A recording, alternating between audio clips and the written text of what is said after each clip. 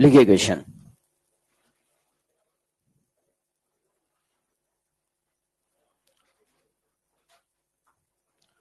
Four milliwatt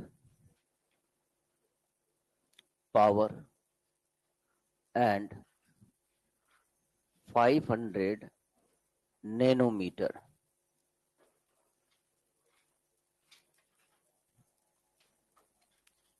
wavelength of radiation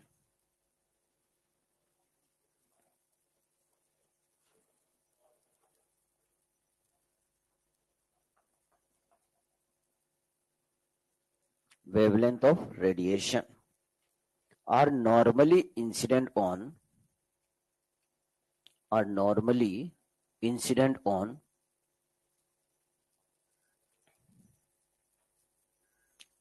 emitter plate of work function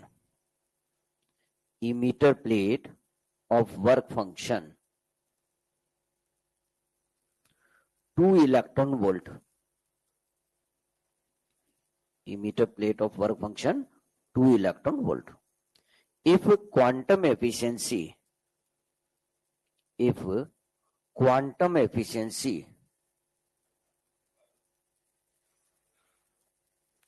of emitter plate is 0.1%, then find out first part लिखिए number of photon per second,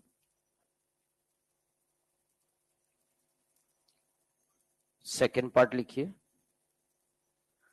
number of electron emitted पर second,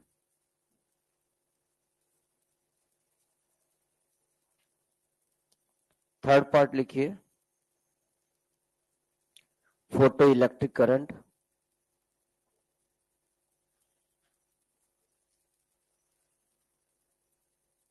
और fourth लिखिए stopping potential. Question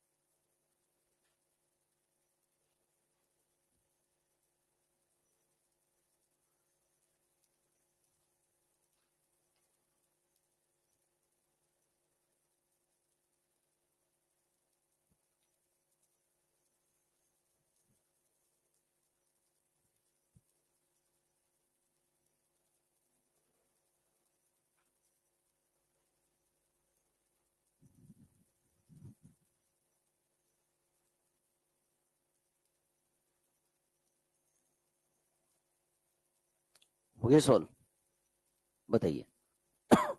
first number of photon 10 to the power 16 per second. Second number of electron 10 to the power 13 per second. Third photo current आ गई 1.6 microampere. Fourth 0.48 volt. ठीक है, देखिए first part लेते हैं हम number of photon, तो ये हो गया P lambda upon H C. Power आपको दे रखी 4 मिली यानी 10 की पावर माइनस 3, और लैम्डा आपके पास है 500 नैनो यानी 10 की पावर माइनस 9, और एच सी की value 2 into 10 to the power minus 25। इससे ये वैल्यू आगे सोल्व करने पर आपके पास 10 टू दी पावर 16 पर सेकेंड। सेकेंड पार्ट है अपने पास number of electron. So number of electron होता है x/100 into number of photon per second. Quantum efficiency 0.1 दे रखा है, 0.1/100 इंटू 10⁻16, इससे ये 10⁻13 इलेक्ट्रॉन पर सेकेंड आ गया। थर्ड पार्ट था फोटो इलेक्ट्रिक करंट की, मैक्सिमम वैल्यू ही हम कैलकुलेट करते हैं और ये number of electron into charge on electron हो गया। नंबर ऑफ इलेक्ट्रॉन हमारे पास 10⁻13 और चार्ज ऑन इलेक्ट्रॉन 1.6 इंटू 10⁻19 होता है। सो ये आ गया हमारे पास सोल्व करने पर 1.6 इंटू 10⁻6 एम्पियर, या यूं कहते हैं हम 1.6 माइक्रो एम्पियर। फोर्थ पार्ट की बात करें तो देखो, फोटोन की मैक्सिमम काइनेटिक एनर्जी हम निकालेंगे तो kinetic energy maximum equal to Hc by lambda minus 5 से सोल्व कर लेंगे। Hc की वैल्यू 12,400 इलेक्ट्रोवोल्ट एंगस्ट्रॉम और लैम्डा लिखेंगे हम 5,000 एंगस्ट्रॉम, माइनस 5 की वैल्यू कितनी है 2 इलेक्ट्रॉन वोल्ट। अब ये वैल्यू बनती सोल्व करने पर 2.48, ठीक है। सो डायरेक्ट लिख दो V not equal to kinetic energy maximum upon E, और ये सोल्व करने पर आएगा 0.48 वोल्ट।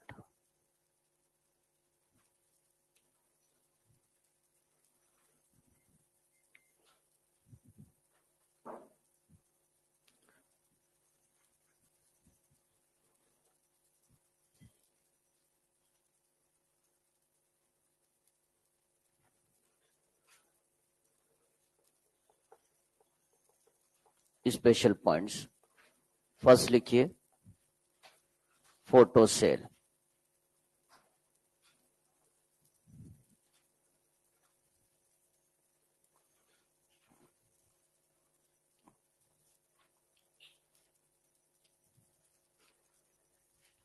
ठीक है।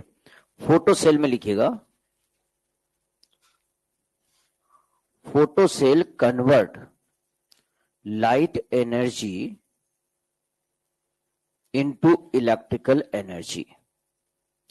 फोटो सेल लाइट एनर्जी को किस में कन्वर्ट करेगा, इलेक्ट्रिकल एनर्जी में। Photo cell convert light energy into electrical energy. Second point लिखिए,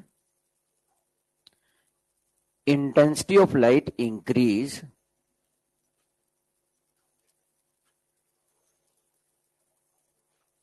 then photo electric current increase. ठीक है, लाइट की इंटेंसिटी इंक्रीज करेंगे तो फोटो इलेक्ट्रिक करंट क्या होगी, इंक्रीज होगी। ये बातें ऑलरेडी अपन ने लेनार्ड एक्सपेरिमेंट में ले ली थी और वहां बताया था कि जो डिवाइस थी वो फोटो सेल है, बताया था, जो कि ओम्स लॉ ओबे नहीं कर रही।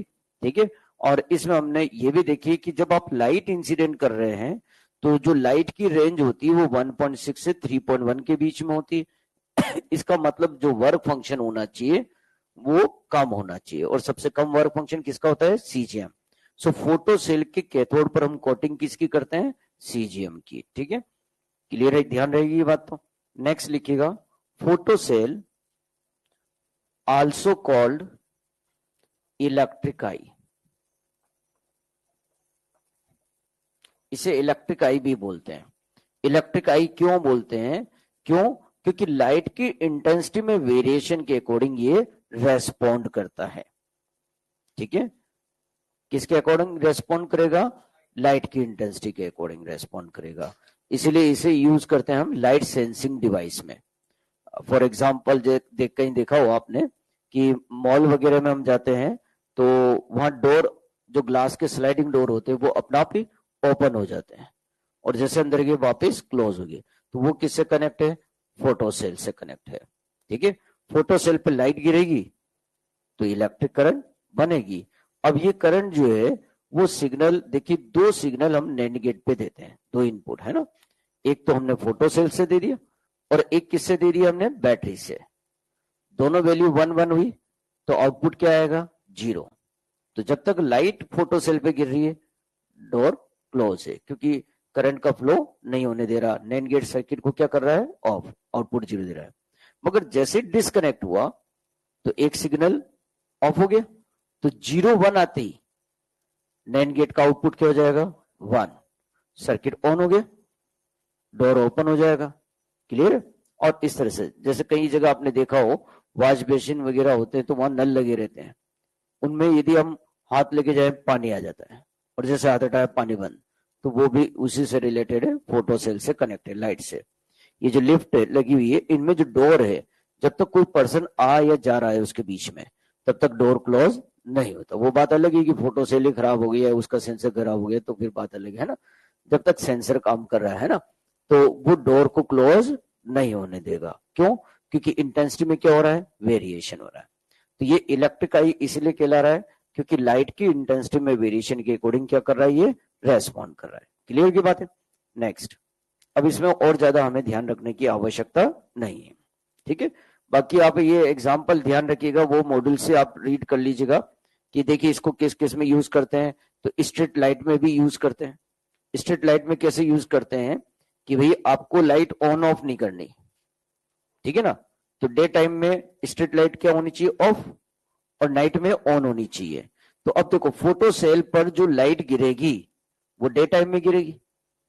डे टाइम में लाइट गिरेगी सनलाइट, तो फोटो सेल क्या हो गया, ऑन। करंट जो है इससे नैंड गेट पे जाएगी और बैटरी से भी जा रही, तो दोनों सिग्नल 1 1 है, तो आउटपुट क्या हो गया, 0। तो उससे जो कनेक्ट सर्किट है उसका आउटपुट वो 0 कर देगा, तो जो लाइट है वो ऑफ रहेगी। अब नाइट ड्यूरेशन में क्या होगा, सनलाइट जा ही नहीं रही, तो फोटो सेल की करंट 0, तो आउटपुट क्या हो गया, एक लो हो गया और एक बैटरी वाला हाई है, ठीक है। सो नैंड गेट का आउटपुट क्या हो जाएगा, 1। तो सर्किट ऑन हो गया और लाइट ऑन हो जाएगी। तो ये नहीं कहने का मतलब स्ट्रीट लाइट में भी होती है, ठीक है ना। तो इसी तरह से सब में ये यूज होता है। अगला स्पेशल पॉइंट लिखिए, special point number 2, in case of non monochromatic light. ये जो अभी अपन यूज कर रहे थे, ध्यान दीजिएगा, हमने आपसे कहा था कि जो व्हाइट कलर की लाइट आ रही ये थी नॉन मोनोक्रोमेटिक, बताई थी। तो हमने कहा था इसके आगे एक ग्रीन ग्लास लगा दिया था और ग्रीन लाइट आ रही थी, उसको हमने बदल दिया था किसमें, मोनोक्रोमेटिक में, ठीक है। और फिर सारे क्वेश्चन अपन मोनोक्रोमेटिक से कर रहे थे क्योंकि एक ही वेवलेंथ हो गई ना, एक ही फ्रीक्वेंसी हो गई। मगर अब वापस आपको मोनोक्रोमेटिक जगह नॉन मोनोक्रोमेटिक दे दिया, तो फिर क्वेश्चन कैसे सोल्व करेंगे, ठीक है ना। तो in case of non monochromatic light, comma लगा के लिखिए आगे, stopping potential, stopping potential and maximum kinetic energy of emitted electron, stopping potential and maximum kinetic energy of emitted electron are measured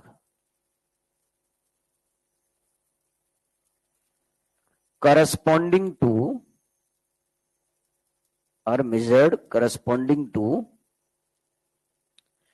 greatest frequency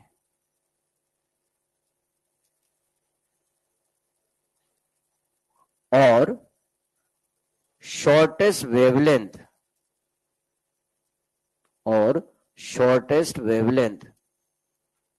present in given light,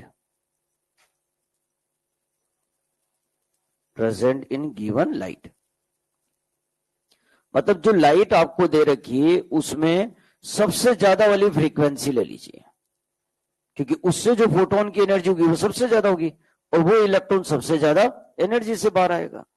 या फिर सबसे कम wavelength ले लो, wavelength कम होगी तो फोटोन की energy क्या होगी, ज्यादा। अल्टीमेटली हमें क्या लेना है, ज्यादा एनर्जी वाला फोटोन लेना है। बात क्लियर। नॉन मोनोक्रोमेटिक में, और मोनोक्रोमेटिक में तो जो दे रखा होगा वही होगा, ठीक है। क्वेश्चन ट्राई करें, लिख लें, ठीक है। समझिए, एक ही वेवलेंथ आ रही है तो मोनोक्रोमेटिक, दो वेवलेंथ आ रही तो बाइक्रोमेटिक। मोनोक्रोमेटिक था ना, अब दो आ रही तो क्या हो गया, बाइक्रोमेटिक। और इससे ज्यादा आ रही तो पॉलीक्रोमेटिक। नाम याद रह जाएंगे, कोई डाउट नहीं है, ठीक है। दो आ रही तो उसे क्या बोलेंगे, बाइक्रोमेटिक। तो लिखिएगा, क्वेश्चन लिखिए, बाइक्रोमेटिक radiation of wavelength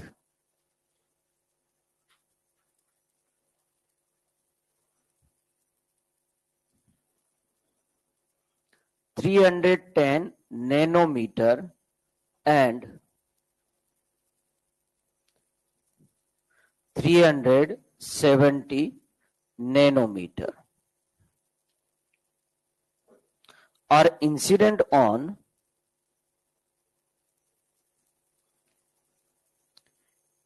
emitter plate of work function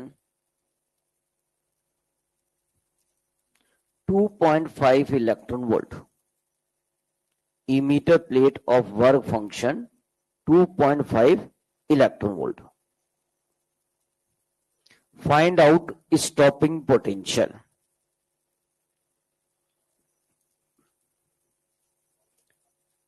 Find out stopping potential.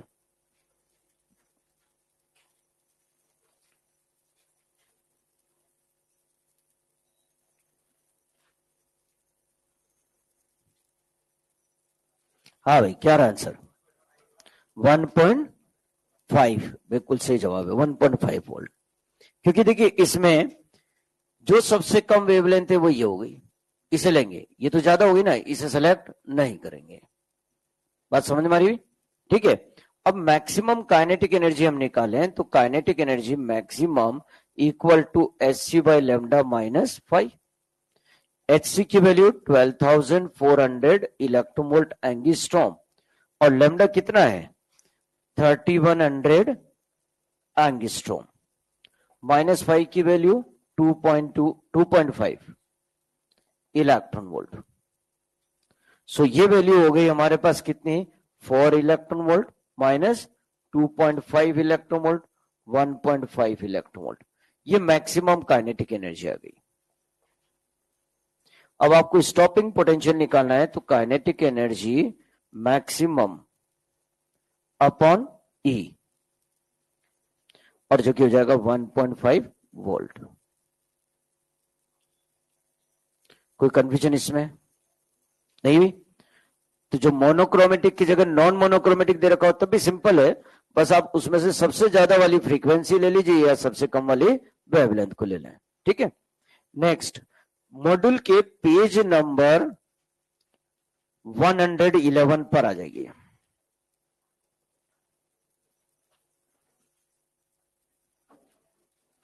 Page number 111 यानी 111।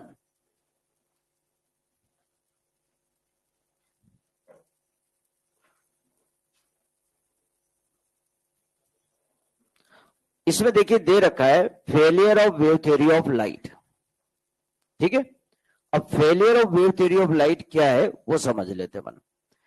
क्वेश्चन आ जाता है कई बार कि quantum theory support to photo electric effect, photo electric effect को क्वांटम थ्योरी सपोर्ट करती है और wave theory photo electric effect phenomena को सपोर्ट नहीं करती है। इसके रीजन यदि आपसे पूछे जाएं तो तीन ही रीजन है। वो तीनों रीजन, एक को तो कोई क्या कर रहे हैं सपोर्ट, एक को सपोर्ट नहीं कर रहे हैं, तो वो तीनों रीजन हमें ध्यान रखना है। देखिए एक्सपेरिमेंटल ऑब्जर्वेशन में हमने देखा था कि इंटेंसिटी को हम इंक्रीज कर रहे थे, उससे सैचुरेशन करंट तो इंक्रीज हो रही थी, बट स्टॉपिंग पोटेंशियल चेंज नहीं हो रहा था। So stopping potential is independent of intensity. Stopping potential intensity पे डिपेंड नहीं कर रहा। ठीक है, ये वहां पर अपने एक्सपेरिमेंट में लिखाया भी था। सेकंड, हम ये देख रहे थे कि below threshold frequency electron emission ही नहीं हो रहा था, चाहे हम इंटेंसिटी कितनी ही बढ़ा दें। क्लियर है? 2 पॉइंट आ गया। और एक और एक्सपेरिमेंट में हम देख रहे थे कि टाइम लेग क्या था, नेग्लिजिबल। ठीक है, टाइम लेग नेग्लिजिबल है। 3 बातें हो गई। चलिए पहले वेव थ्योरी से चेक कर लेते हैं, फिर उसके बाद क्वांटम थ्योरी की बात करते हैं। वेव थ्योरी के अकॉर्डिंग आप अच्छी तरह जानते हैं कि देखिए कोई भी रेडिएशन आ रही है, ठीक है, तो एनर्जी जो होती है वो इलेक्ट्रिक फील्ड की फॉर्म में होगी, लाइट की, या फिर मैग्नेटिक फील्ड स्टोर होगी ना। इलेक्ट्रिक फील्ड की फॉर्म में आपको याद हो तो एनर्जी डेंसिटी, एनर्जी डेंसिटी का मतलब है पर यूनिट वॉल्यूम, पता तो है ना, वो होती है U equal to half epsilon naught E square. ठीक है ना। अब ये जो ई नॉट है ये एम्पलीट्यूड है, जो इक्वेशन अपन ली थी E equal to E naught sine omega T, electric field component, ये एम्पलीट्यूड है। किसके अकॉर्डिंग बात कर रहा हूं अभी मैं? वेव।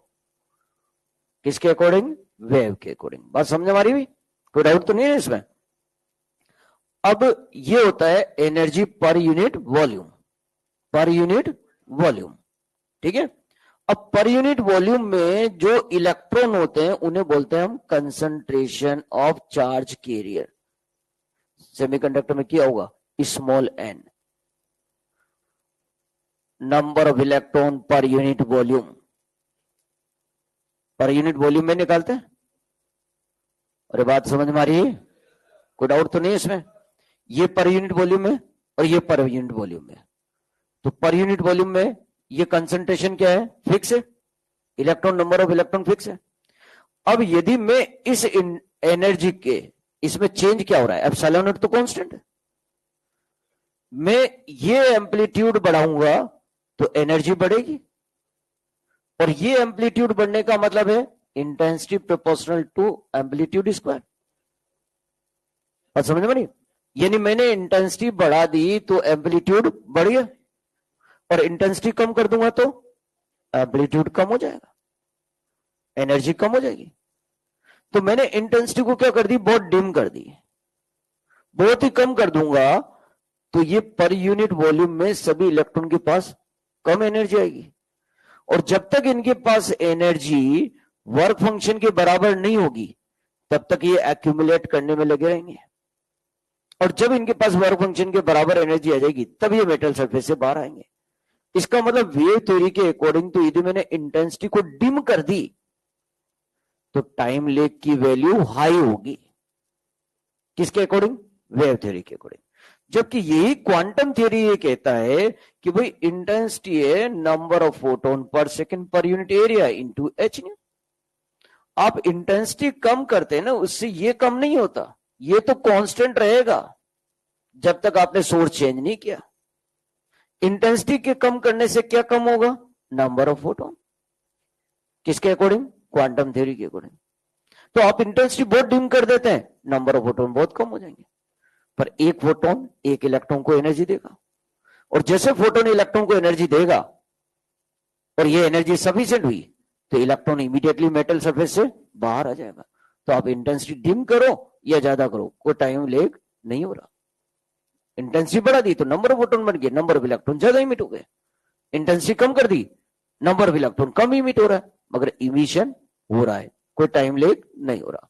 जबकि यहां इसके अकॉर्डिंग तो आपने इंटेंसिटी कम की तो एनर्जी पर यूनिट वॉल्यूम कम हो गई, कम होगी तो उन सभी इलेक्ट्रॉन के पास कम एनर्जी आएगी, तो फिर इमिशन में टाइम बहुत ज्यादा लगना चाहिए, जबकि ऐसा नजर नहीं आ रहा था। इसलिए वेव थ्योरी इसको सपोर्ट नहीं कर पा रही।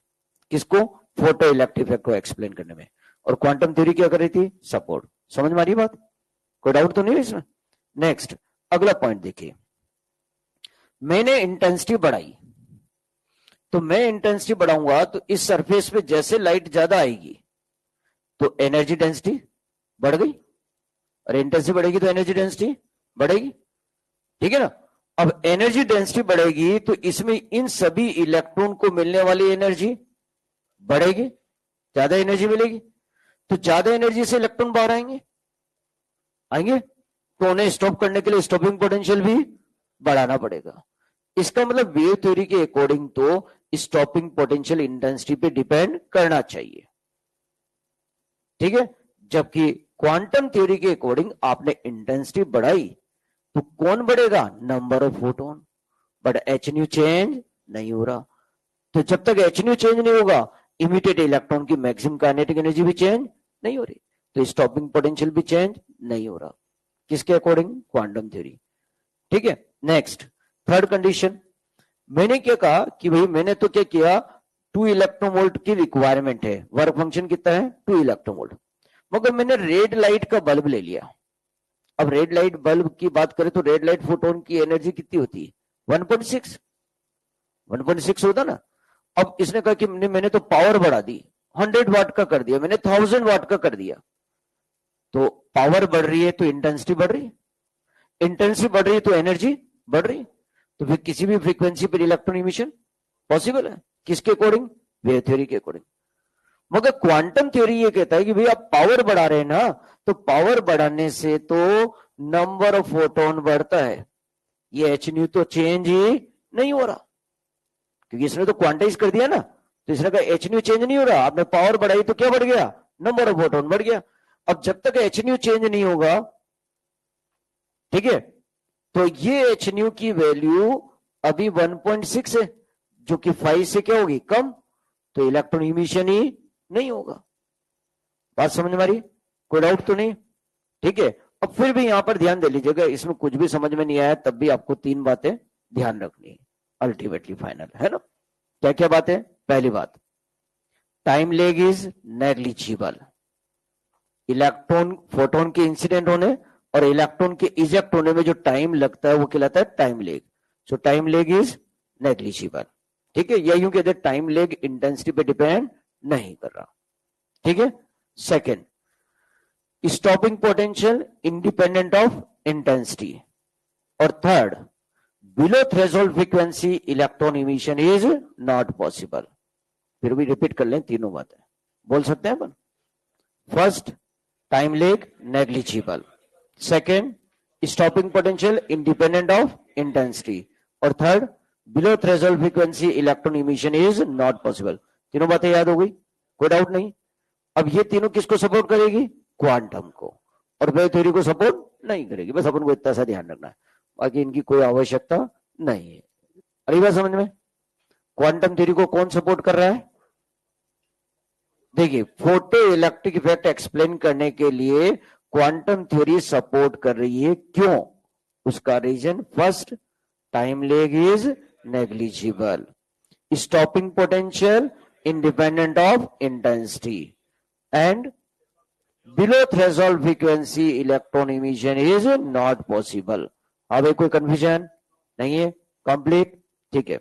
हमने आपको कुछ क्वेश्चंस करने के लिए दिए थे, तो उनमें आपके कोई डाउट कंफ्यूजन हो पहले उन्हें ले लेते हैं और फिर नेक्स्ट चैप्टर स्टार्ट करते हैं।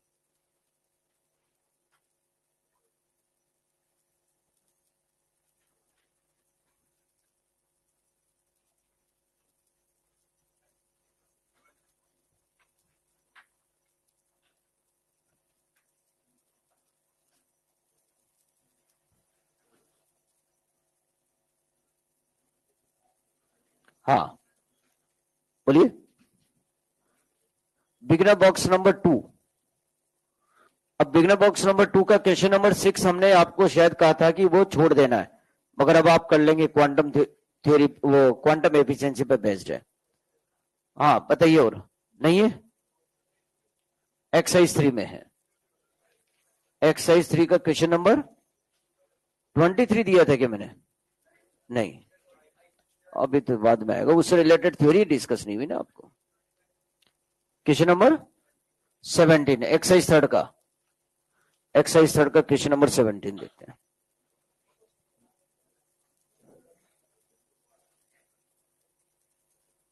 अभी आज डिस्कस किया ना फोटो सेल, ठीक है, तो फोटो सेल क्या करेगा, लाइट की इंटेंसिटी के अकॉर्डिंग इलेक्ट्रिक करंट में क्या करेगा, चेंज, ठीक है भाई। फर्स्ट दे रखा है change in the frequency of light into change in electric voltage, गलत, फ्रीक्वेंसी में बढ़ाऊं या घटाऊं, मगर मैंने एक ही फोटोन ले रखा है तो एक ही इलेक्ट्रॉन इमिट होगा, तो फ्रीक्वेंसी से करंट का कोई मतलब नहीं रहेगा।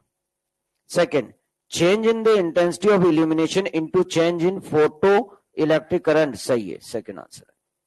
हाँ भाई नेक्स्ट 25, क्वेश्चन नंबर 25, ठीक है। इसमें देखिए सेकेंड लाइन पे ध्यान दीजिएगा, एक्साइटेड स्टेट एन दे रखा है, तो यहां दो बातें हैं, nth एक्साइटेड स्टेट का हो, nth एक्साइटेड स्टेट, तब तो हो गया n+1, और एक्साइटेड स्टेट n का तो n से ही आ रहा है। जैसे मैंने आपसे कहा एग्जांपल के लिए समझिएगा, क्वेश्चन नंबर 22 देखो, क्वेश्चन नंबर 22, इसमें लिखा हुआ है एक्साइटेड स्टेट n = 3, तो आपने 3 से लिया है, ये ना 3+1 नहीं, मगर ये लिख देता थर्ड एक्साइटेड स्टेट से आ रहा है, फोड़ लेते, तो यदि आगे लिखेगा nth एक्साइटेड स्टेट तो मैं फिर n+1 करूंगा, मगर एक्साइटेड स्टेट n लिखेगा तो n ही रहेगा। अब इन दोनों की एनर्जी को सम करते हैं तो ये आती 12.75, इसका मतलब कहां से आ रहा है, 4 से 1 में, ठीक है। हाँ भाई नेक्स्ट बोले। एक्सरसाइज थर्ड में तो नहीं कोई प्रॉब्लम, 6 नंबर है एक्सरसाइज थर्ड का। चलिए एक्सरसाइज थर्ड में 6 भी पहले देख लें। इंटेंसिटी सेम दे रखी है ना, तो ठीक है इंटेंसिटी सेम कर दीजिए। ये एक्सरसाइज थर्ड क्वेश्चन नंबर 6, ये इंटेंसिटी हो गया I1 इक्वल टू I2, और आप अच्छी तरह जानते हैं इंटेंसिटी होता है photon flux Hc by lambda. तो ये वैल्यू रख दीजिए, photon flux 1 Hc by lambda 1 equal to photon flux 2 Hc by lambda 2। ये Hc तो कॉमन आके कैंसिल दोनों तरफ ही हो गया। अब ये हो गया photon flux 1 upon photon flux 2 equal to lambda 1 upon lambda 2, ठीक है। अब यहां पर देखिएगा, इसमें 4th नंबर की लाइन देखिए, assuming that all the incident light is used in ejecting the photoelectron, it means quantum efficiency 100% है। और वैसे मैंने आपको कहा भी था कि जब तक एफिशिएंसी नहीं दे रखी हो तो हम 100% ही मानेंगे। तो इसका मतलब जितने फोटोन आ रहे हैं उतने ही इलेक्ट्रॉन इमिट हो रहा है। ओके नेक्स्ट, एक्सरसाइज थर्ड में तो नहीं कोई प्रॉब्लम, तो एक्सरसाइज सेकंड में कौन सा बता रहे थे, 29 11, ठीक है। क्वेश्चन नंबर 29 पहले देख लें।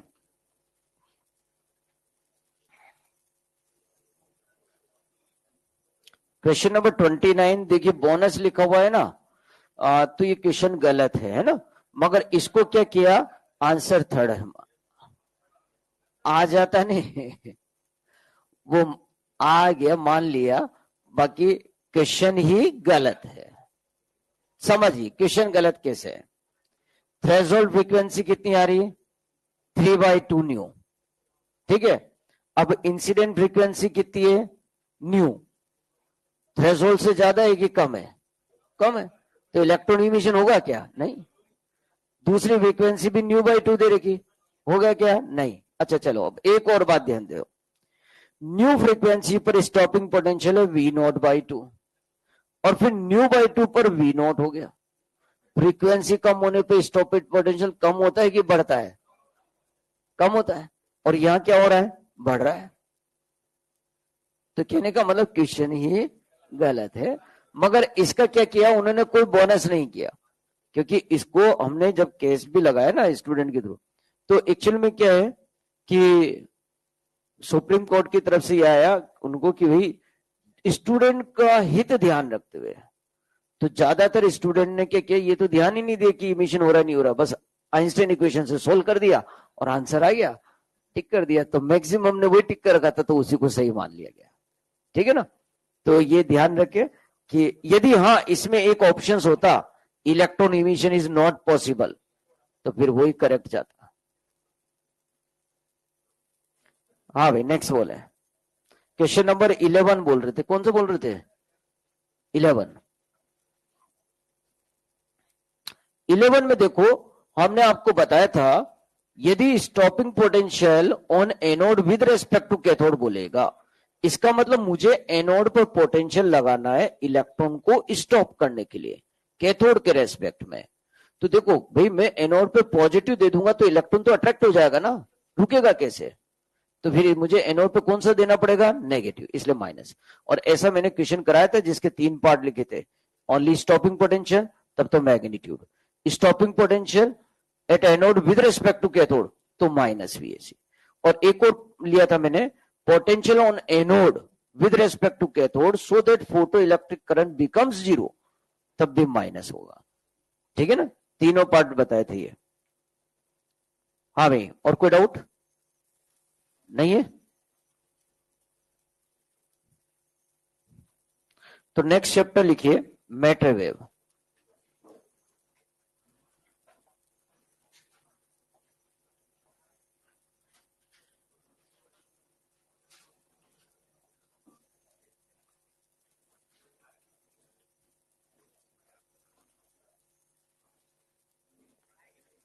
लिखिए इसमें नेक्स्ट चैप्टर ये मैटर वेव, स्पेशल पॉइंट में नहीं है भैया, है ना, ध्यान दे लेना।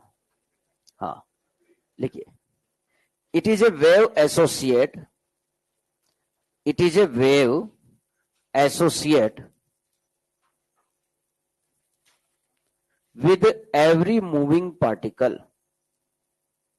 It is a wave associate with every moving particle. ठीक है, मतलब जितने भी मूविंग पार्टिकल है उन सबसे एसोसिएट वेव कहलाएगी क्या, matter wave.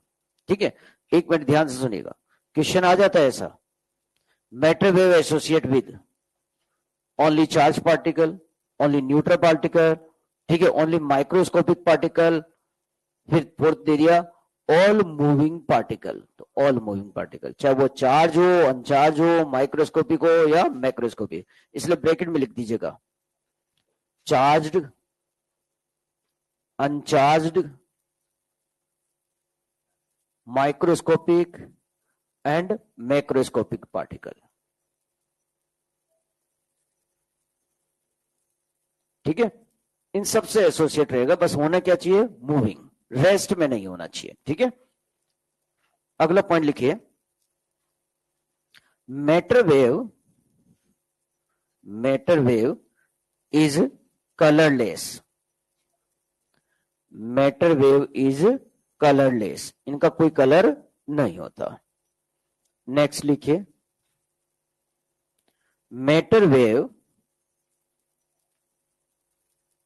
is neither electromagnetic wave, matter wave is neither electromagnetic wave nor mechanical wave. It is a probable wave. Probable wave. It is a probable wave. Bracket में लिखेगा based on probability of finding, based on probability of finding.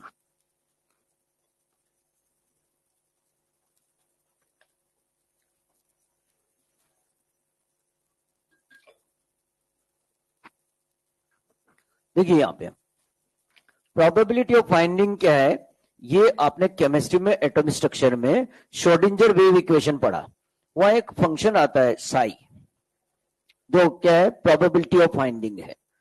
ठीक है ना, तो intensity जो होती है वो प्रोपोर्शनल टू होती है साई स्क्वायर। ठीक है, और साई स्क्वायर की वैल्यू जहां ज्यादा होती है वहां इलेक्ट्रॉन के फाइंड होने की प्रोबेबिलिटी ज्यादा होती है, और जहां साई स्क्वायर की वैल्यू कम वहां प्रोबेबिलिटी ऑफ फाइंडिंग भी कम होती है।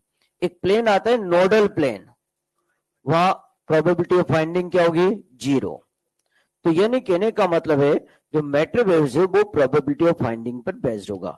श्रोडिंगर वेव इक्वेशन में इलेक्ट्रॉन को वेव मान के किया है ना, क्लियर बात, कोई डाउट तो नहीं इसमें। नेक्स्ट आगे बढ़ते हैं, अगला पॉइंट लेंगे अब यहां पर, de Broglie hypothesis. De Broglie hypothesis.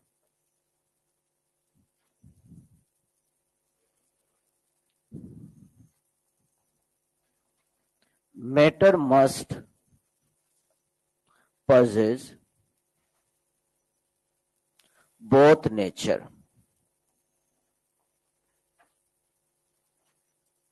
particle as well as wave.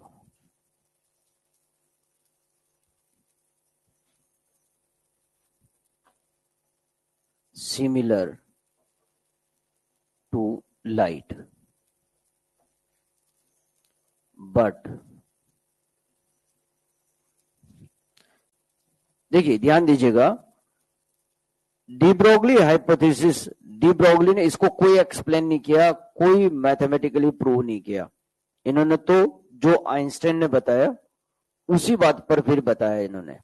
Einstein ने, देखिए आप अच्छी तरह जानते हैं कि क्वांटम थ्योरी का यूज करते हुए लाइट की नेचर बताई कि भाई पार्टिकल नेचर भी हो सकती है, ठीक है। और फिर और फिनोमेना थी, कॉम्पटन इफेक्ट हुआ, फिर रमन इफेक्ट हुआ, फिर पेयर प्रोडक्शन। तो ये बहुत सारी फिनोमेना हो गई जो कि केवल पार्टिकल नेचर से एक्सप्लेन कर सकते हैं। तो इधर देखें तो इंटरफेरेंस है, डिफ्रैक्शन है, रिफ्रैक्शन है, रिफ्लेक्शन है, इन्हें वेव नेचर से एक्सप्लेन कर सकते हैं। तो फिर क्या हुआ कि भाई ये एक कंफ्यूजन वाला पार्ट तो था, मगर ये कि जब इतना पार्ट इसी से समझा सकते हैं तो ये आ गया कि भाई ड्यूअल नेचर मान ली जाए। तो लाइट की क्या मान ली गई? Dual nature. मगर दोनों नेचर साइमल्टेनियसली शो नहीं करेगी। कौन? लाइट, ठीक है। एट ए टाइम एक ही नेचर शो करेगी। यदि आप मान लीजिए इंटरफेरेंस समझा रहे हैं तो उसको आप पार्टिकल से नहीं समझा सकते, वेव थ्योरी से समझा सकते हैं, ठीक है। क्लियर होगी बातें? तो अब ये ड्यूअल नेचर होगी। इसके बाद रेडियो एक्टिविटी और न्यूक्लियर फिजिक्स, यानी न्यूक्लियर फिजिक्स में फिजन, फ्यूजन, न्यूक्लियर रिएक्शन जितनी भी थी, वहां मास कंजर्वेशन लॉ और एनर्जी कंजर्वेशन लॉ वैलिड नहीं हो रहा था। तो वहां ये एक और प्रॉब्लम आई। तो आइंस्टाइन ने बताया कि ओनली मास और ओनली एनर्जी कंजर्व नहीं होता। मैथमेटिकली डेरिवेशन से प्रूव किया था उन्होंने, ऐसे नहीं कि मेडिटेशन पे बोल दिया, मैथमेटिकल डेरिवेशन है ना, उसमें उन्होंने बताया कि भाई देखिए कि मास यदि कम हो रहा है तो एनर्जी इंक्रीज हो रही, एनर्जी कम हो रही तो मास इंक्रीज हो रहा है, ठीक है। ये एक दूसरे की ही फॉर्म है, मास और एनर्जी, यानी मास और एनर्जी आइडेंटिटी है, ठीक है, एक दूसरे के। तो फिर यहीं पे बात डी ब्रोगली ने कहा कि भाई एनर्जी का ही अनदर फॉर्म जब मास है, तो इसका मतलब एनर्जी यानी लाइट ड्यूअल नेचर रख रही है, तो मास यानी मैटर भी ड्यूअल नेचर रखना चाहिए। तो ये बात इसने बताई, matter must possess both nature, particle as well as wave, but similar to light, है ना, लाइट की तरह कंपैरिजन कर देना वहां से, ठीक है। But both nature can't show simultaneously, तो लिखिएगा but both nature can't show simultaneously, ठीक है। दोनों नेचर साइमल्टेनियसली शो नहीं कर सकता। वैसे ही लाइट में भी, ऐसे इसमें हो गया। कहने का मतलब है कि जब इलेक्ट्रॉन पार्टिकल नेचर शो कर रहा है तब वेव नहीं, जब वेव नेचर शो कर रहा है तब पार्टिकल नहीं। ड्यूअल नेचर होती है इलेक्ट्रॉन की भी। इलेक्ट्रॉन जहां स्टेबल ऑर्बिट में है वहां कौन सी फॉर्म में? वेव फॉर्म में, ठीक है। मगर यही इलेक्ट्रॉन जब फोटोन से एनर्जी ले लेगा और हायर एनर्जी स्टेट में आया या लोअर एनर्जी स्टेट में आया, पार्टिकल फॉर्म में हो गया। क्लियर? बात समझ में आ रही भी? तो कहने का मतलब एट ए टाइम एक ही नेचर शो करेगा, ठीक है। नेक्स्ट अगले पॉइंट पे लिखिए, de Broglie wavelength, de Broglie wavelength associate with moving particle, de Broglie wavelength associate with moving particle.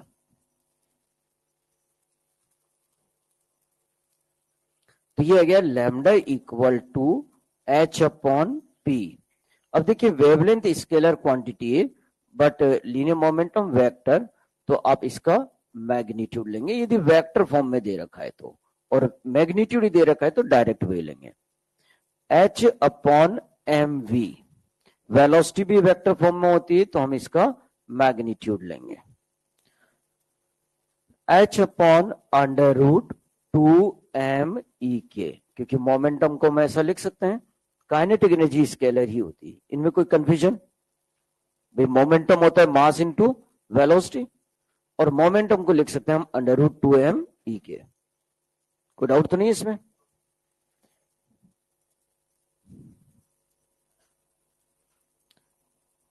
Here p है linear momentum,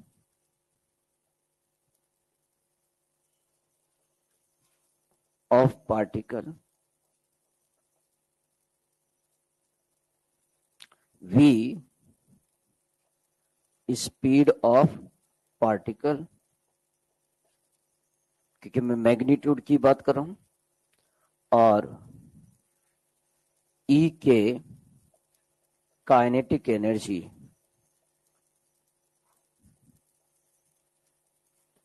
of particle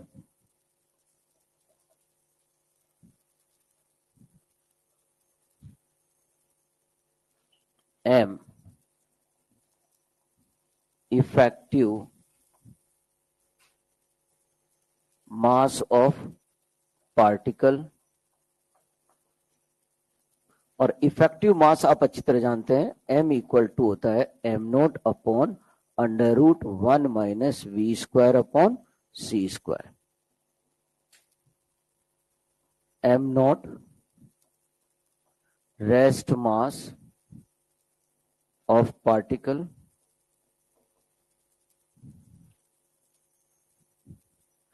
if v less than c, then v square upon c square approximate equal to 0, so m approximate equal to m naught।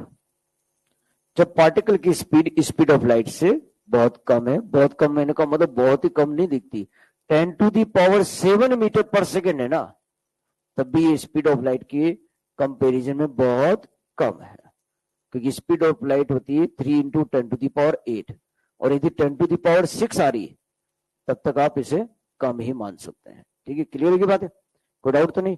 Next है, if speed of particle near about speed of light, यानी वो कह देता है question में ऐसा, very high speed particle है, very high speed particle माना तो भाई आप अच्छी तरह जानते हैं स्पीड ऑफ लाइट से ज्यादा तो जा ही नहीं सकता, और किसी भी पार्टिकल की स्पीड ऑफ लाइट के भी इक्वल नहीं हो सकती। सो नियर अबाउट पहुंचिए, यानी स्पीड ऑफ लाइट का 1/3 हो सकती, स्पीड ऑफ लाइट का हाफ हो सकती, स्पीड ऑफ लाइट का 1/10 हो सकती है। ठीक है ना, यहां तक पहुंच गया। But v not equal to c, ध्यान दे लीजिएगा, अप्रोक्सीमेट इक्वल टू c है, c के इक्वल नहीं है। देन इस कंडीशन में m इक्वल टू लेंगे m naught upon under root 1 minus V square upon C square, फिर आपको पूरा फॉर्मूला ही लेना होगा।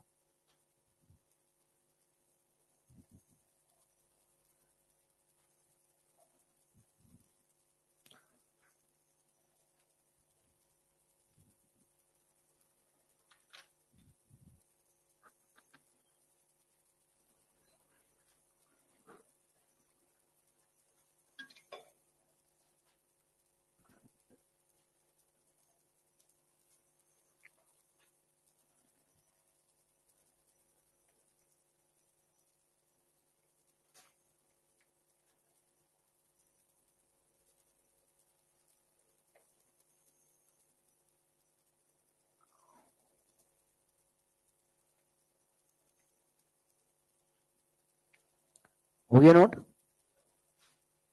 अब देखिए इसमें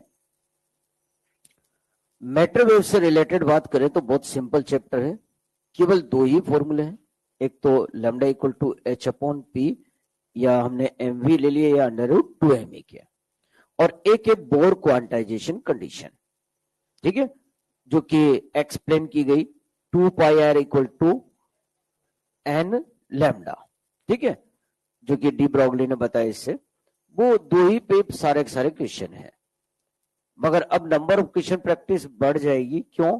क्योंकि इसमें देखिए मोमेंटम, स्पीड और काइनेटिक एनर्जी की बात करें तो ये चैप्टर फिजिक्स के सभी चैप्टर से कनेक्ट हो सकता है, जहां जहां भी वेलोसिटी, लीनियर मोमेंटम या काइनेटिक एनर्जी है। तो मैक्सिमम कोशिश करेंगे ताकि वो कंसेप्ट को कवर हो सके। ठीक है, क्लियर। बाकी तो वो दोनों चैप्टर आपको क्लियर है, वहां तक कर सकते हैं। यानी कहने का मतलब मैकेनिक्स से पूरा कनेक्ट हो जाएगा, रोटेशनल से कनेक्ट नहीं होगा क्योंकि ट्रांसलेटरी मोशन चाहिए। ठीक है, लीनियर मोमेंटम उसी से एसोसिएट होता है। और ये KTG kinetic theory of gases से कनेक्ट हो जाएगा, ये आपके इलेक्ट्रोस्टैटिक से कनेक्ट होगा, मैग्नेटिक फील्ड से कनेक्ट होगा, फोटो इलेक्ट्रिक इफेक्ट से कनेक्ट होगा। तो जहां जहां भी कनेक्ट हो सकता है मैक्सिमम कोशिश करते हैं ताकि वो सारे कंसेप्ट कवर हो सके। ठीक है।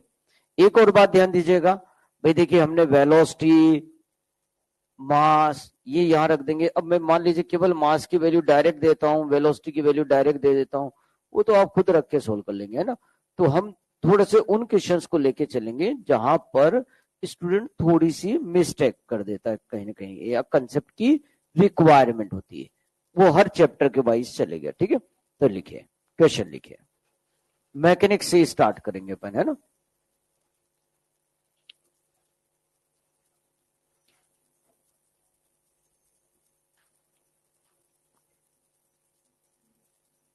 A particle of mass m dropped from a certain height, dropped from a certain height, bracket में लिखिएगा कैपिटल H, ये जो हाइट है capital H। Find out its de Broglie wavelength, find out its de Broglie wavelength when particle covered x distance vertically downward।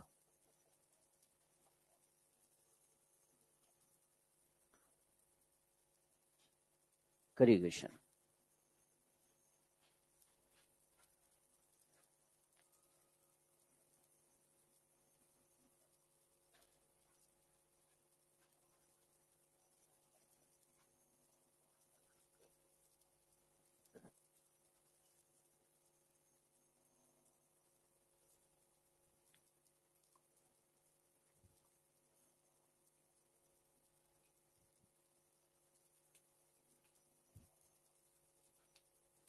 हाँ भाई बोलो।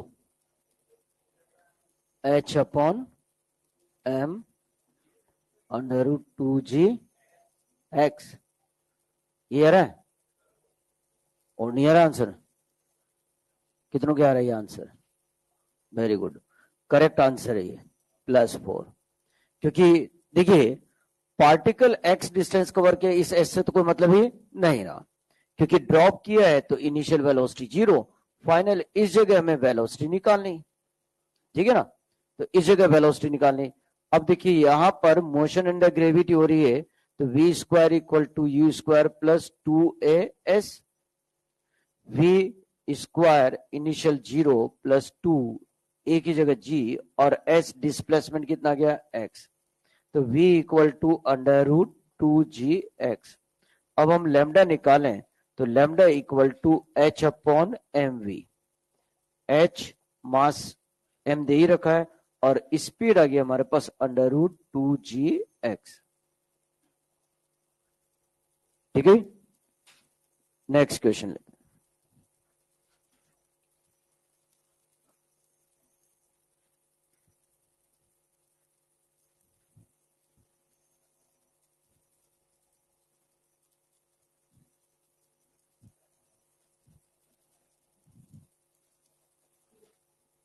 लिखिए question.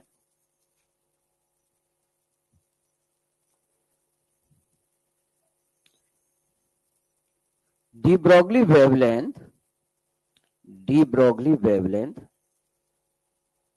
associate with moving particle is lambda।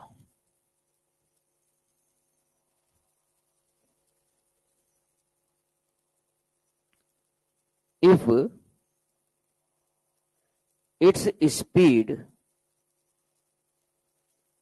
increase by 20%, if its speed increase by 20% and mass reduce by 20%, then find out its de Broglie wavelength।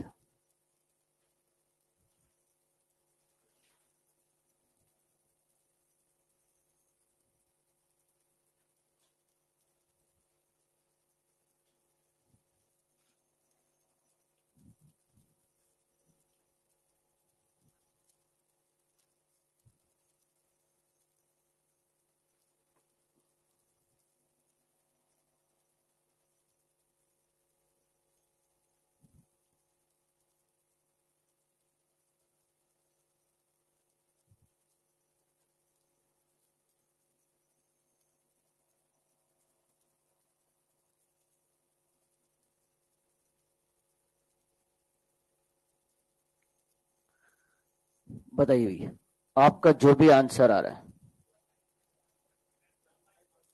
Lamb हाँ बताओ, इसमें ratio में बताओ। 25/, कितना? 24। और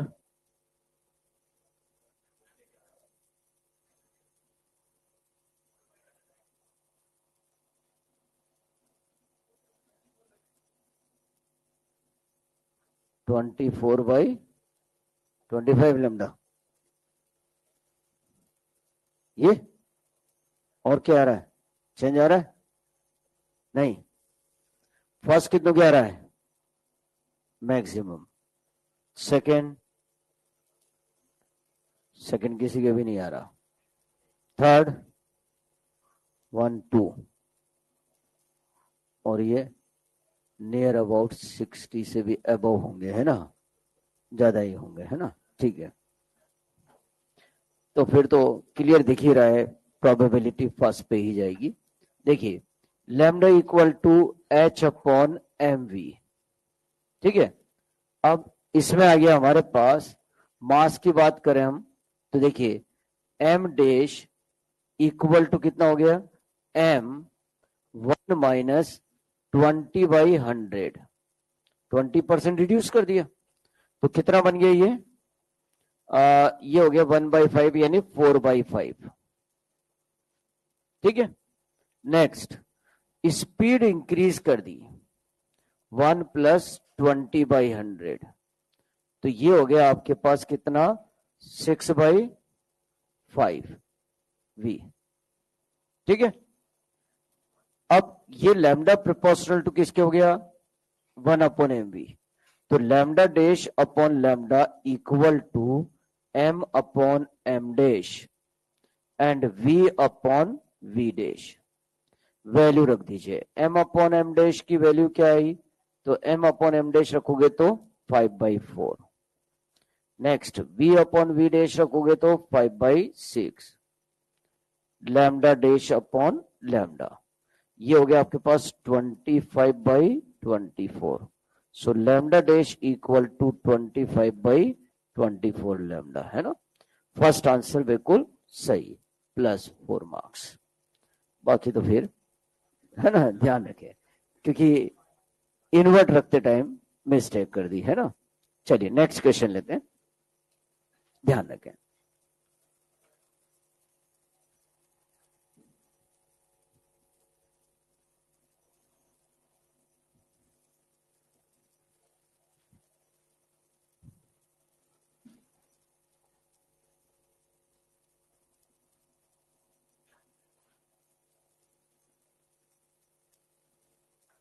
हो गया नोट? लिखिए,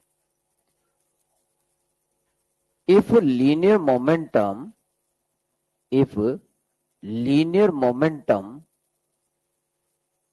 of moving particle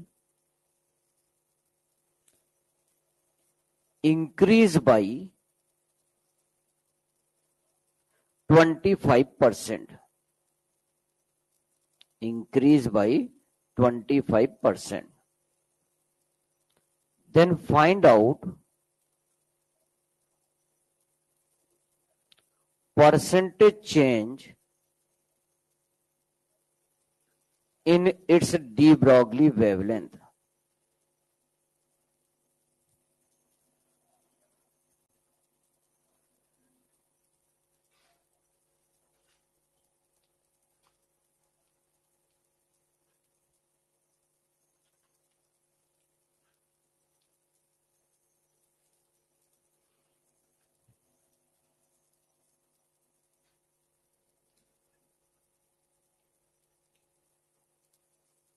सॉल्व हो गया है तो बता दीजिए।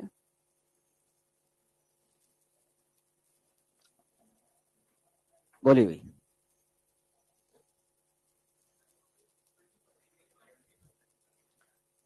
20% डिक्रीज। हाँ भाई, और चेंज आ रहा है कि इसमें 25% आ रहा है? तो लिखो इसमें क्या, 25% क्या हो रहा है? इंक्रीज या डिक्रीज? इंक्रीज।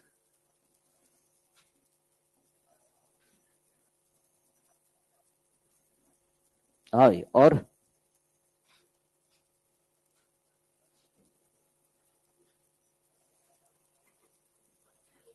चेंज आ रहा है क्या आंसर? फर्स्ट कितनों का आ रहा है? Very good, correct answer first है, +4 इसमें। देखिए ये तो वैसे गलत हो गया यार, इंक्रीज कैसे होगा? जब आप मोमेंटम इंक्रीज कर रहे हैं तो वेवलेंथ इंक्रीज हो ही नहीं सकती, क्योंकि यूनिवर्सली प्रोपोर्शनल है ना, गलत हो गया है ना। अच्छा, तो भी तो आंसर गलत आ गया है ना। Lambda equal to H upon P, ठीक है। तो यहां पर हमारे पास आ गया λ2 upon λ1 equal to P1 upon P2। अब मोमेंटम पहले 100% था, आपने कितना बढ़ा दिया? 25%। 25% बढ़ाया ना, तो ये हो गया 125%, यानी ये हो गया 4/5। अब मुझे निकालना है परसेंटेज चेंज इन वेवलेंथ। तो ये आ जाएगा λ2 अपॉन λ1 माइनस 1 इंटू 100, क्योंकि देखिए एलसीएम लोगे तो λ2 माइनस λ1 अपॉन λ1 हो जाएगा, ठीक है। अब ये वैल्यू हमारे पास है 4/5, तो 4/5 माइनस 1 इंटू 100, तो ये आ जाएगा -20%। माइनस साइन इंडिकेट कर रहा है किसको? डिक्रीज को। सो आंसर हो गया 20% डिक्रीज, क्योंकि जो माइनस साइन आ रहा है ये इंडिकेट कर रहा है किसको? डिक्रीज को। कोई confusion?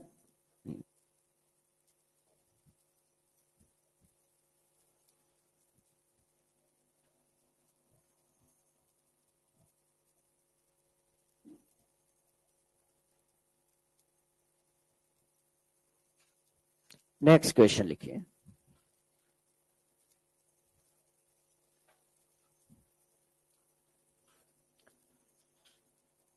de Broglie wavelength of moving electron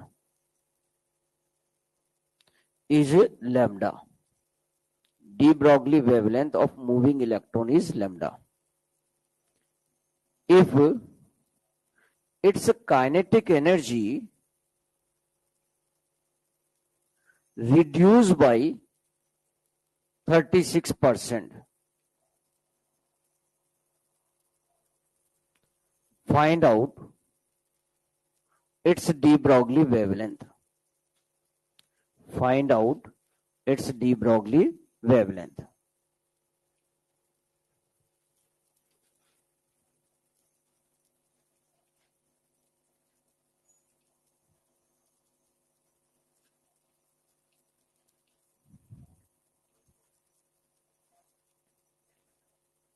कितना गया? 10 लेमडा बाई, सोल्व कर लो यार। हाँ, 5/4 लेमडा।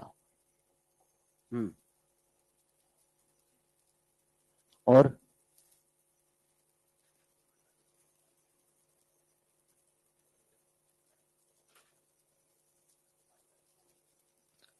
ये आ रहा है, कितनों के आ रहा है ये answer? Very good, correct answer है, +4 मार्क्स। क्योंकि देखिए इसमें लैम्डा इक्वल टू हो गया h अपॉन √2m/e², तो यहां से lambda proportional to 1 upon √e²। अब रेशियो कैलकुलेट करें तो λ2 upon λ1 equal to √e²1 upon e²2। अब e²1 जो है वो कितना दे रखा है हमें? 100% मान लेते हैं, तो ये रिड्यूस कर दिया 36%, तो 64% हो गया, यानी 10/8, तो ये हो गया 5/4। So λ2 equal to 5/4 lambda. Next question लेते हैं।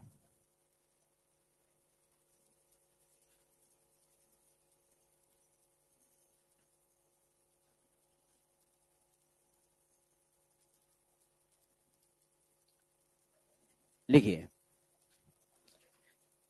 if kinetic energy of moving particle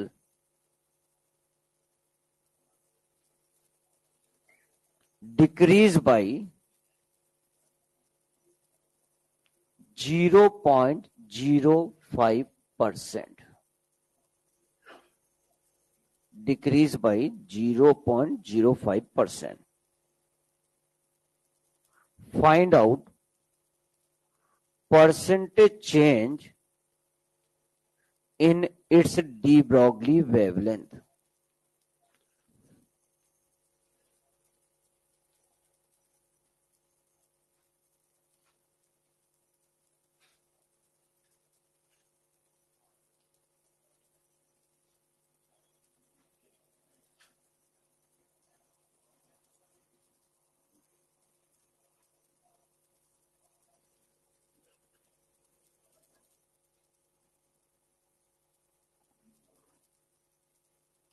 अच्छा, काइनेटिक एनर्जी को क्या कर रहा है, इंक्रीज या डिक्रीज?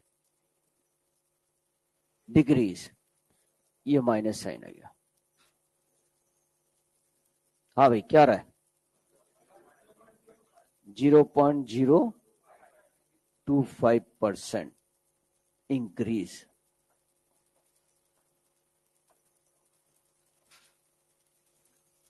कितनों क्या आ रहा है answer? Very good, perfect, +4 marks.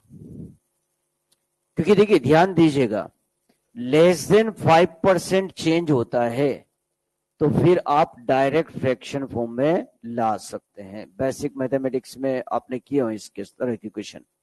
तो देखिए, हम यहां पर वेवलेंथ की बात करें तो लैम्डा इक्वल टू h/√2mE_k, ठीक है, यानी यहां काइनेटिक एनर्जी E लिख देता हूं मैं।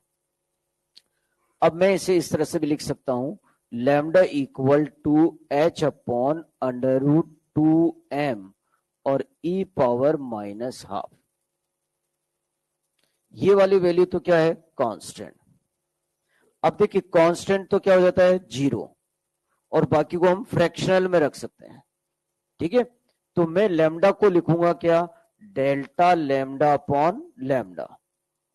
ये वैल्यू क्या हो गई, 0, पावर आ गया है ये -½ इंटू डेल्टा E/E। बात समझ में आ रही है यहां तक? कोई डाउट नहीं? नेक्स्ट है, अब देखिए मैं इसे इस तरह से भी लिख सकता हूं, delta lambda upon lambda into 100, किसमें आ गया ये, परसेंटेज। तो इक्वल टू हाफ, माइनस अंदर ले लिया मैंने, डेल्टा E/E इंटू 100, परसेंटेज में चले गया।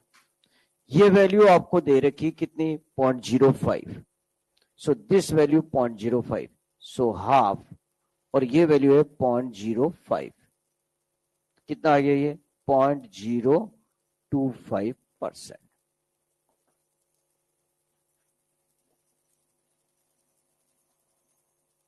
कोई कंफ्यूजन इसमें? तो जब मोर देन 5% हो तब तो हम पूरा सोल्व करेंगे, लेस देन 5% है फ्रैक्शन में ले जाएंगे।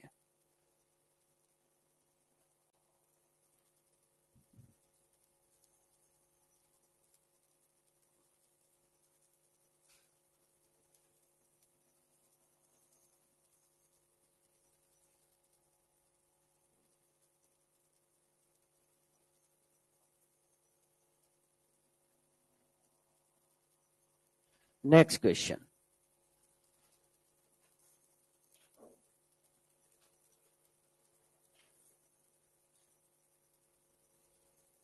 लिखिए,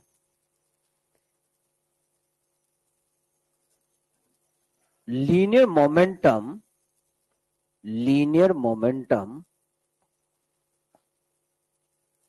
of particle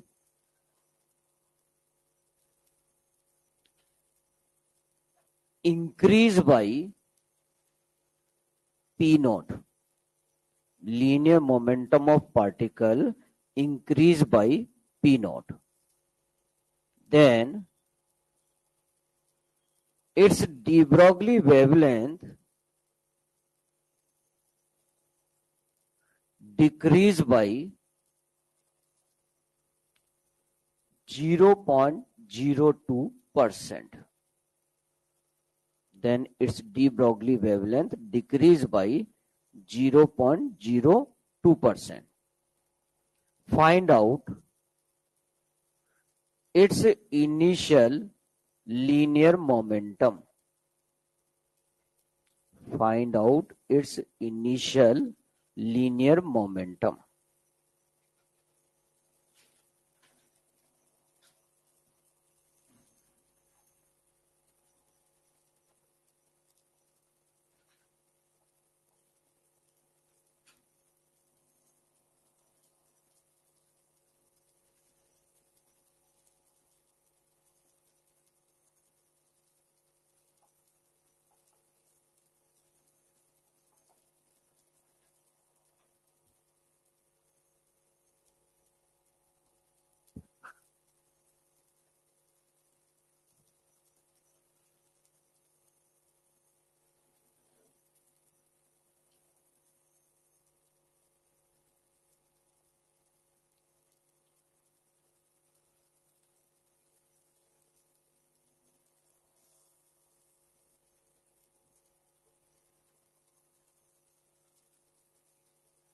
First 40 P naught,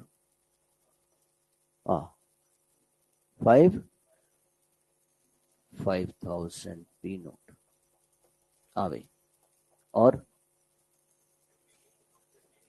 50 P naught.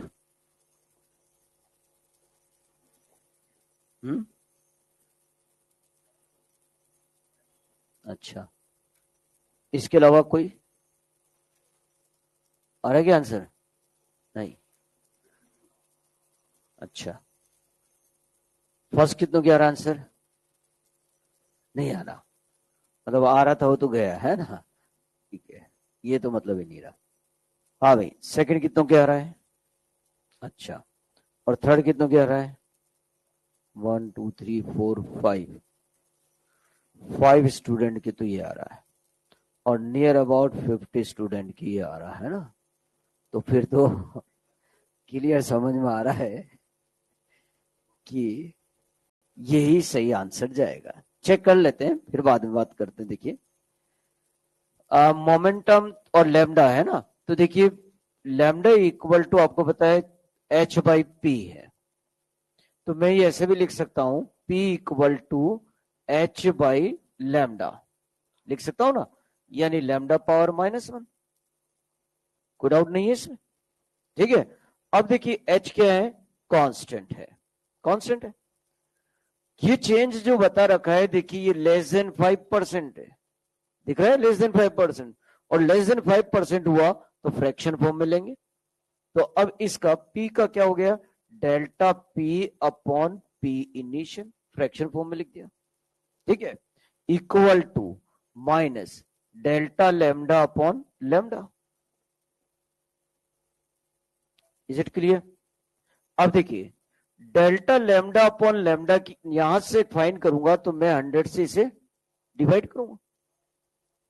ठीक है, परसेंटेज में तो निकालना नहीं है, तो 100 से इसे डिवाइड करूंगा तो ये आ गया हमारे पास डेल्टा पी. तो क्या है? पी नॉट, ये पी इनिशियल, और ये वैल्यू हो गई 0.02 डिवाइडेड बाई 100. क्योंकि अब आप यहां 100 नहीं आ रहा है, देखिए परसेंटेज में नहीं है, तो मुझे डेल्टा लैम्डा अपॉन लैम्डा निकालना है, तो 100 से डिवाइड करूंगा. यहां तक बात क्लियर, समझ में आ रही? डाउट तो नहीं ना?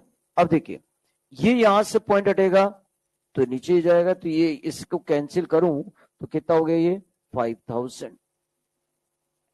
इसका मतलब ये हो गया P इनिशियल की वैल्यू किसके बराबर आ गई? 5000 P नॉट के बराबर. So correct answer second, +4 marks. अभी कोई नेगेटिव नहीं करते हैं ना. हाँ भाई, कोई कंफ्यूजन? नेक्स्ट क्वेश्चन लेते हैं अपन. मतलब इसमें अपन वो जहां पर मिस्टेक हो सकती है, भाई देखिए सिंपल सिंपल क्वेश्चन तो आ ही रहे ना, वैल्यू रख ही रहे हैं सब फॉर्मूले, मगर जहां जहां भी मिस्टेक हो सकती है वो सारे क्वेश्चन अपन. तो जब रिवीजन करें तो आपके टाइप्स ऑफ क्वेश्चन, मतलब नोट्स के क्वेश्चंस तो आपको रिवाइज करने ही है जब भी आप करें, क्योंकि आपको वो सब एक एक टाइप के क्वेश्चंस हम कराते चल रहे हैं। अगला क्वेश्चन लिखिएगा।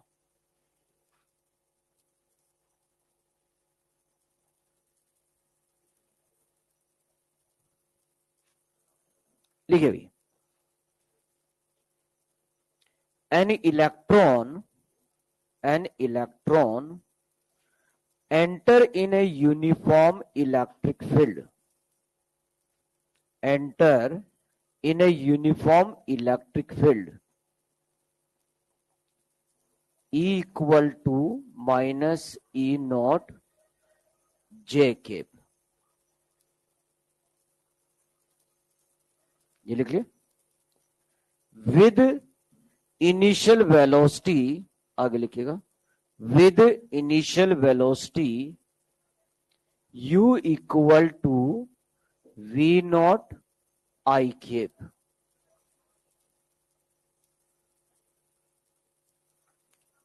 हो गया तक note. If initial de Broglie wavelength of electron, if initial de Broglie wavelength of electron is lambda naught, is lambda naught, इसका मतलब हो गया lambda naught equal to h upon M V naught, क्योंकि initial velocity ये है। यहां तक note कर लिए। Find out its de Broglie wavelength, find out its de Broglie wavelength after time t, after time t, ठीक है। अब मैं यहां पर ऑप्शंस दे रहा हूं। First options lambda naught upon 1 plus E naught T upon M V naught. Second options lambda naught upon 1 plus E naught T upon M V naught whole square. Second lambda naught upon under root 1 plus E naught T upon M V naught. Fourth options, ये third था भाई, है ना। Fourth options lambda naught upon under root 1 plus E naught T upon M V naught whole square.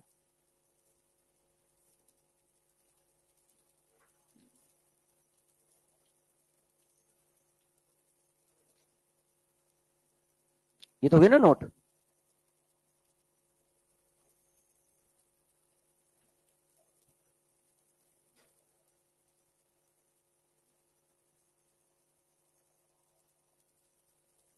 क्या answer आया?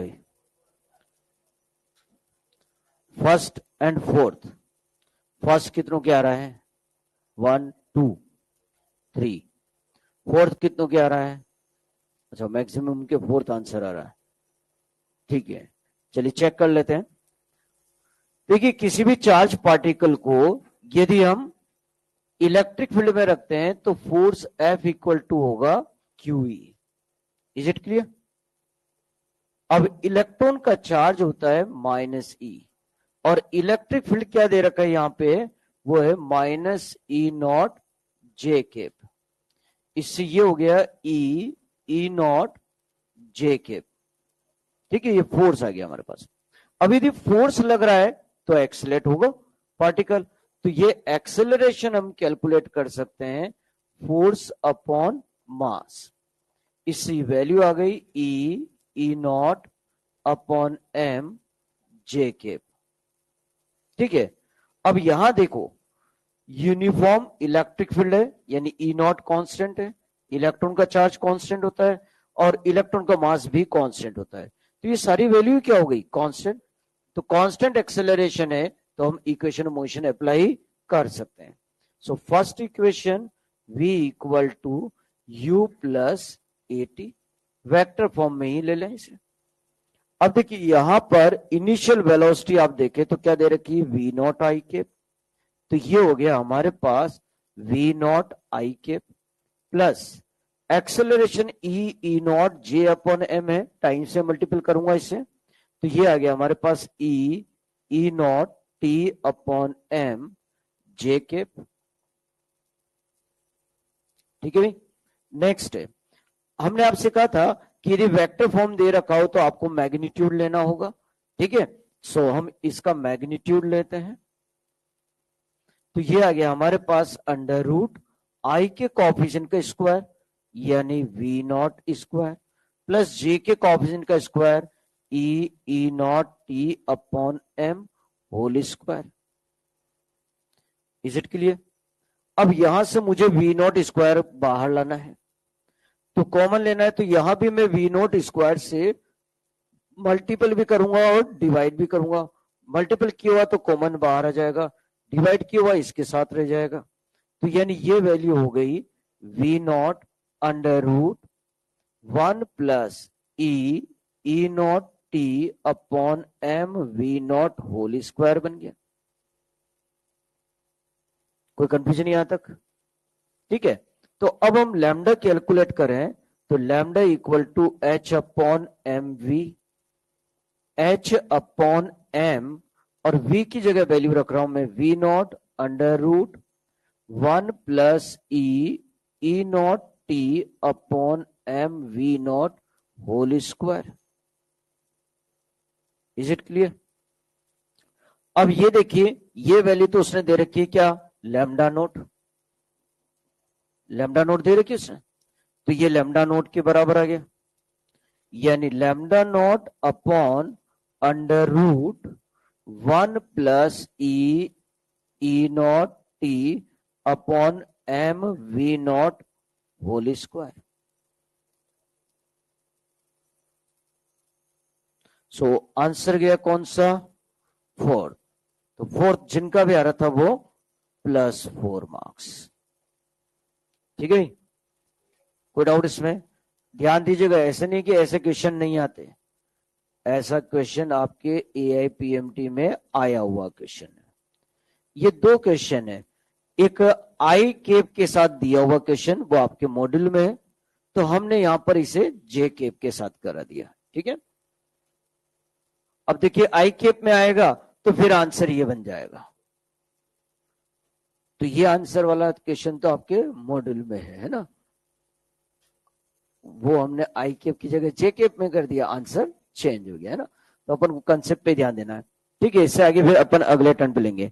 कल problem time रहेगा, 2 दिन हमने आप बोला था कि क्लासेस चेंज हो रही है तो टाइमिंग नहीं है, कल मॉर्निंग में प्रॉब्लम टाइम वही 10 से 10:30।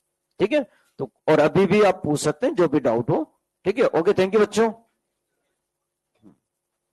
इसको बंद कर दें।